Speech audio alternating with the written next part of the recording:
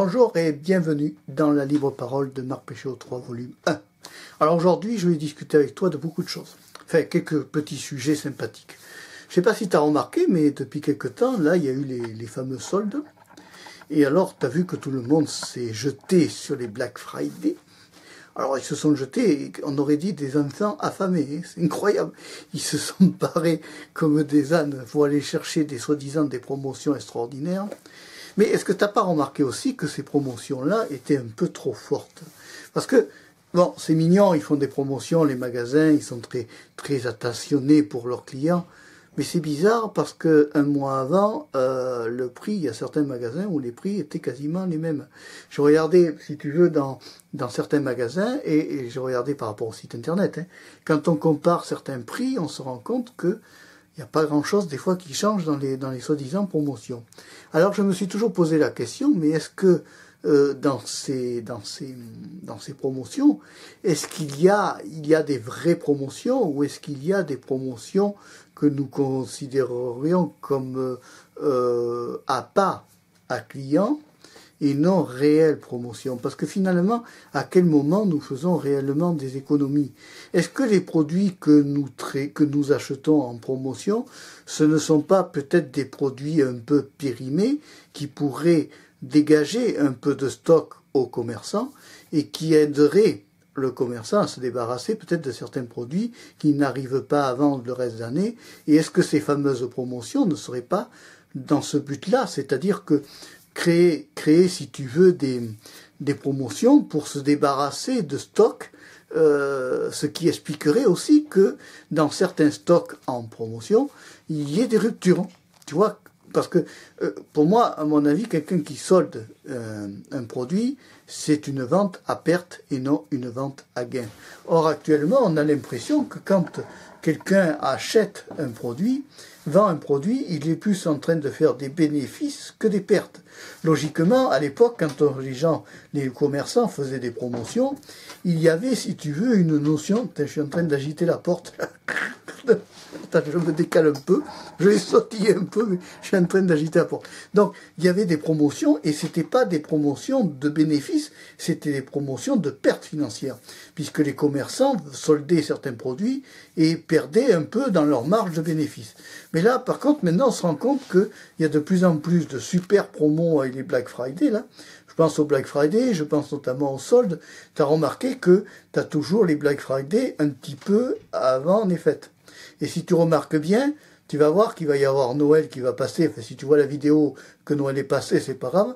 Mais tu vas voir que il va y avoir donc Noël qui va passer. Et comme par hasard, après, au 1er janvier, il va y avoir une deuxième vague de soldes avec des promotions. Alors, qu'est-ce que c'est ça, à mon avis? Ce sont les invendus des entrées de stock qu'ont fait les magasins, parce que finalement, c'est ça.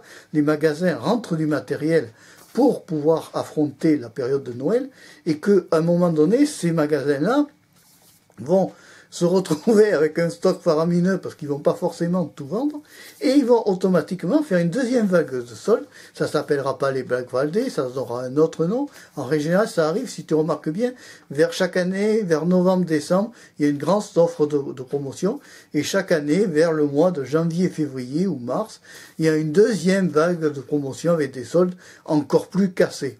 Ça voudrait dire que, pour moi, j'interprète ça d'une certaine façon, peut-être négative, tu as le droit de penser autrement, mais je trouve ça bizarre, moi, que au moment avant les fêtes, il y ait tout d'un coup un Black Friday, c'est peut-être tous les invendus de l'été. On peut se poser la question.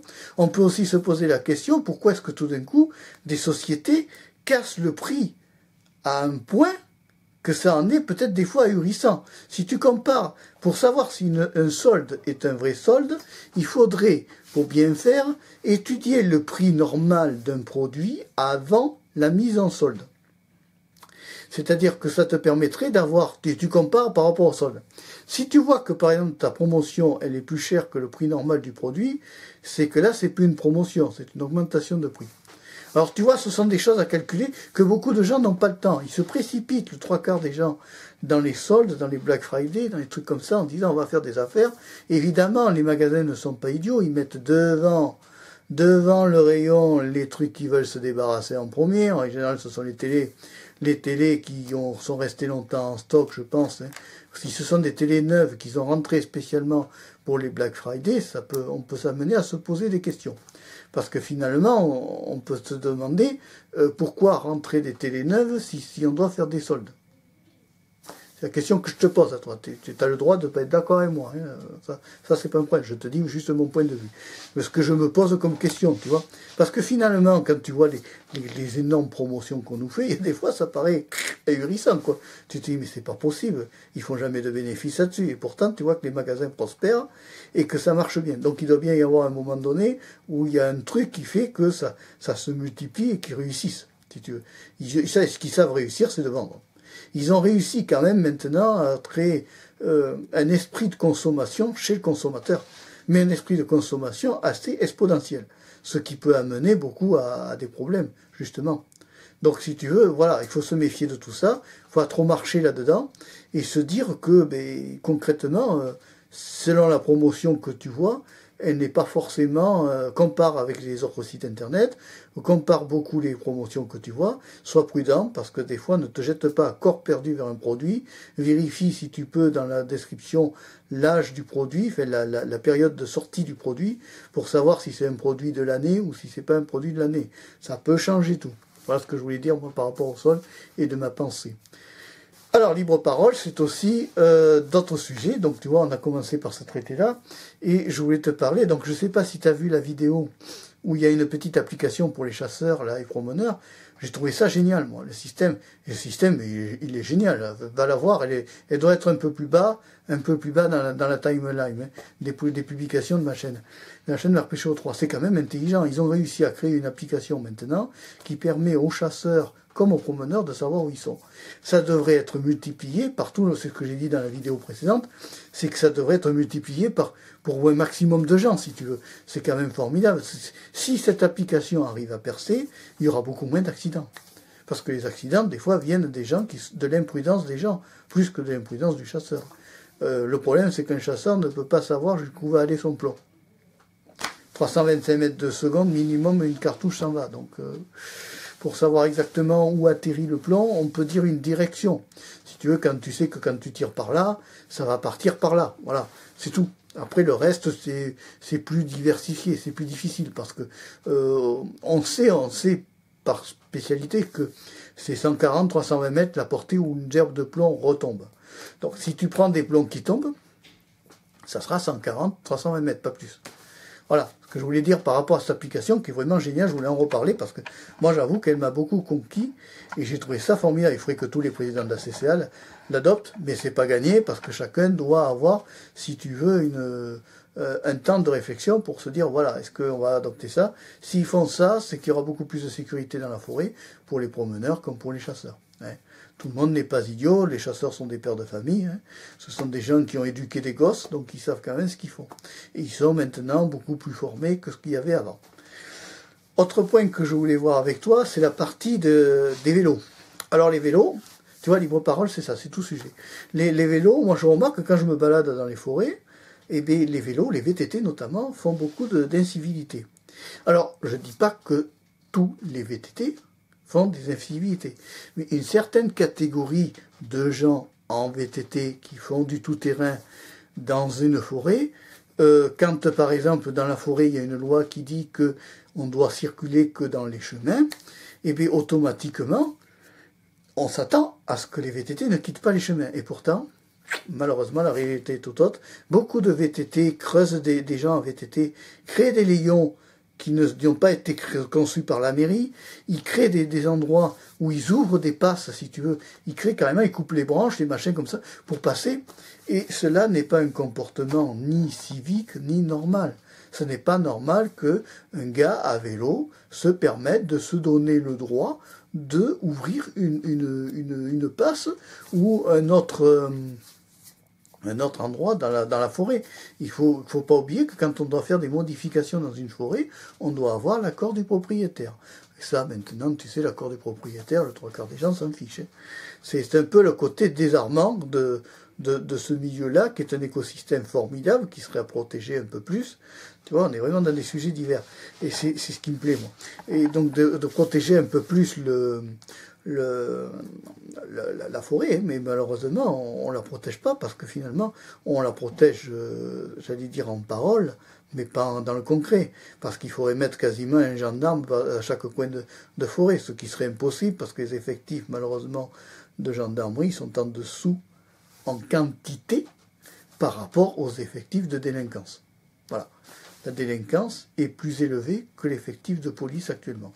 Ce qui est bien triste et bien dommage, ça n'arrange pas notre sécurité générale de notre vie pour nous, notre vie quotidienne. Il faudrait qu'il y ait du reste plus de jeunes qui aillent étudier et même à la rencontre, au lieu de prendre la police en grippe, il vaut mieux que les jeunes viennent voir la police, les discutent avec eux, même s'ils n'ont pas fait de bêtises, ne serait-ce que d'aller discuter avec eux, ouvrir un débat, ouvrir une conversation, ça pourrait aider certains à moins avoir peur d'humains comme toi et moi. Voilà, c'est tout. Ce sont des humains comme toi et moi, mais eux, ils ont la notion des lois que toi, tu n'as peut-être pas. Tu comprends? C'est pour ça qu'ils méritent le respect. C'est tout simplement comme ça. Alors, je voulais aussi dans ce numéro, je voulais aussi voir avec toi. Tu as vu que progressivement, je publie des vidéos toujours sur YouTube, mais que je me tâte à continuer. Je me dis, est-ce qu'il y a deux options? Soit je reste sur YouTube en me disant que bon, peut-être que la situation va s'améliorer, seulement le problème c'est qu'il y a eu l'article 13, maintenant on est sur la loi COPA, la loi COPA que je rappelle qui interdit de montrer des enfants à la télé ou de faire du programme à la destination des enfants.